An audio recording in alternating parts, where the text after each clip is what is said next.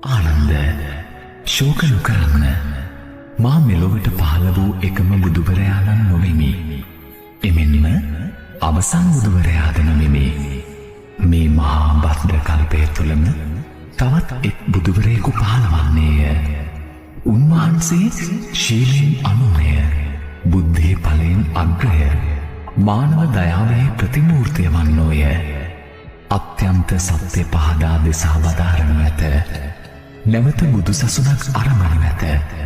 එහි ආරම්භයේද අවසානයේද එකසේ දීප්තිමත්ය. උන්වහන්සේ මනා පැවතුම් ඇති සපුරා පූජනීය වූ ශාස්ත්‍රූවරයෙකි.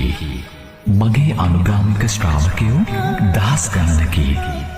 එහෙත් මේ භද්‍ර කල්පයෙහි අවසන් බුදුවරයාගේ අනුගාමික ප්‍රජාව අසීමිතය, අනන්තය, අසංඛ්‍යය.